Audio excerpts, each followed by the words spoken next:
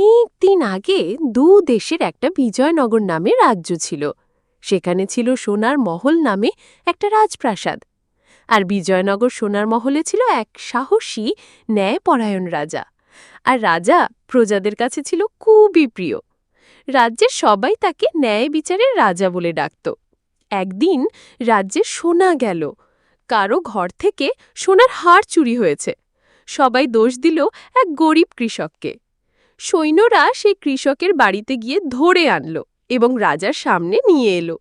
রাজা কৃষককে শান্ত স্বরে জিজ্ঞেস করলেন, আমার রাজ্যে যে সত্য কথা বলিবে আমি তাকে ক্ষমা করে দিব, আর যে মিথ্যে বলিবে আমি তাকে কঠোরতম শাস্তি দিব।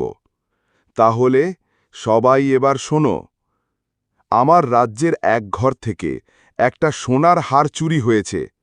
এই হারটা কে নিয়েছ? এই যে কৃষক। আমার রাজ্যে সৈন্যরা সবাই তোমাকে দোষ দিচ্ছে। তুমি কি হার চুরি করেছ? কৃষক কাঁপতে কাঁপতে বললেন, মহারাজ, আমি গরিব মানুষ, আমি চুরি করি না, আমি পরিশ্রম করি। দয়া করে আমাকে চুরির দোষ দিবেন না, আমাকে বিশ্বাস করেন। তখন রাজা চুপ করে চারপাশের লোকজনের চোখের দিকে তাকালেন এবং বললেন, আমি সত্য জানতে চাই। চোরকে চেনা যায় তার ভয় আর লোভ দেখে। তারপর রাজা সবাইকে ঠিক করে দাঁড়িয়ে থাকতে বললেন এবং একটা কৌশল করলেন। তিনি ঘোষণা দিলেন, এই সোনার হার একটা বাক্সে রাখব। যেই আসল চোর হবে সেই বাক্সের দিকে তাকাতে ভয় পাবে। সবার চোখ শক্ত ছিল, কিন্তু এক ব্যবসায়ীর চোখ কাঁপছিল। মুখে ভয় ছাপিয়ে উঠছিল। রাজা সঙ্গে সঙ্গে বুঝে গেলেন এবং বললেন, চোর কৃষক নয়, চোর হলো সেই ব্যবসায়ী। তোমরা তাকে কঠোর শাস্তি দাও। অবশেষে সত্য প্রকাশ পেল। কৃষক মুক্তি পেল, আর ব্যবসায়ী শাস্তি পেল।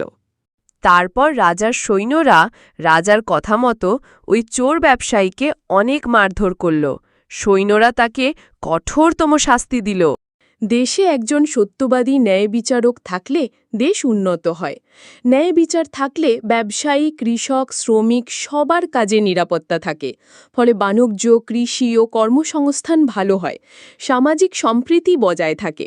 ধনী, গরিব, শক্তিশালী, দুর্বল সবাই সমানভাবে বিচার পায়। এতে সমাজে হিংসা বিদ্বেষ কমে, দেশ শক্তিশালী হয়। ন্যায় বিচার থাকলে জনগণ একসাথে থাকে, দেশ রক্ষা করতে সাহসী হয়। বাইরের শত্রুরাও এমন দেশে হাত দিতে ভয় পায়। দেশে শান্তি শৃঙ্খলা বজায় থাকে।